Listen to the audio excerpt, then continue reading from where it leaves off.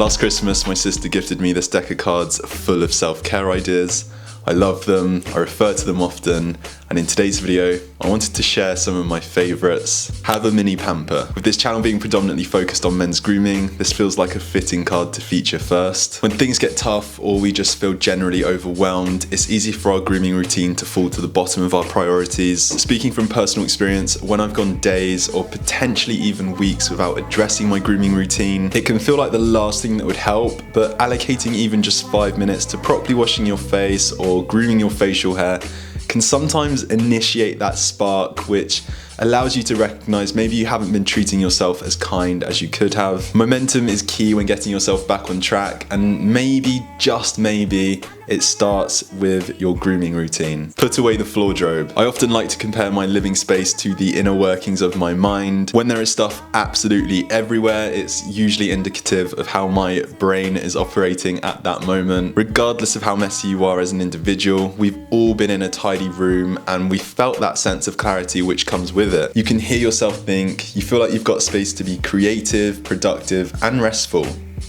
Do yourself a favour and tidy your space. Go on a fact-finding mission. What have you always wanted to know more about? I've partnered with Skillshare to express the importance of this card. When we go through the motions of our daily lives, whether that's just getting up, going to work, going to school, uni, whatever it is you're doing, we can easily forget what it feels like to pick up something entirely brand new. However, learning a new skill, picking up a hobby, or just investing yourself in something that interests you can fuel creativity, make you think differently, which in turn can boost your self-confidence and boost your self-esteem. If you're unsure on where to start, I highly suggest you click the link at the top of the description. You'll get a free trial of Skillshare Premium, which gives you access to over 25,000 online courses. You can take classes on business, photography, even houseplants as you see behind me, or you might even want to continue with the theme of today's video and take a class in self-care. You don't need to pay for each individual course or class.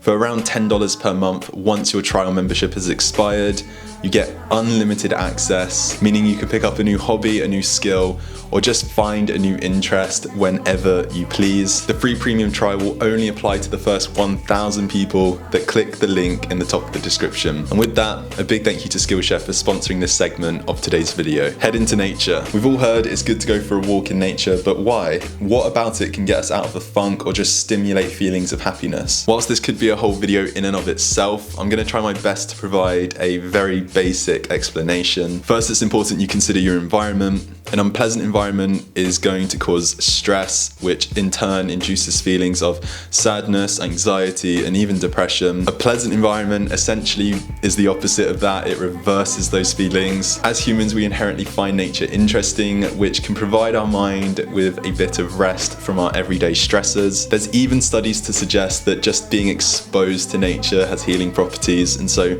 getting yourself up and out into nature can be profound regarding self-care. Delete/unfollow/mute people from social media that make you feel grotty. Consider this point very similar to the last we just discussed. We all have a digital environment these days, and that comes in the form of social media, who we choose to follow, who we interact with, the information that we're exposed to, and the pace in which our digital environment continues to evolve is staggering.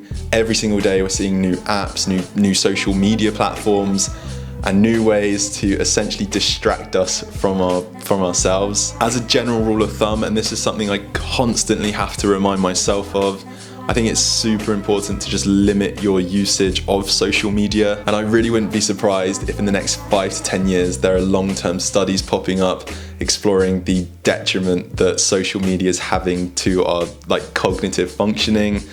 Already getting that sentence out felt difficult, so that's probably suggestive that I need to get off social media a bit. But that brings this video to an end. If you enjoyed, a thumbs up is greatly appreciated. Do let me know in the comments if you're gonna try out any of these self-care ideas. And if you haven't already, please subscribe. We're nearing 200,000 subscribers. It's free to do, and you can always change your mind later. But until then, I hope to see you all in the next one. Take care, guys. Bye-bye.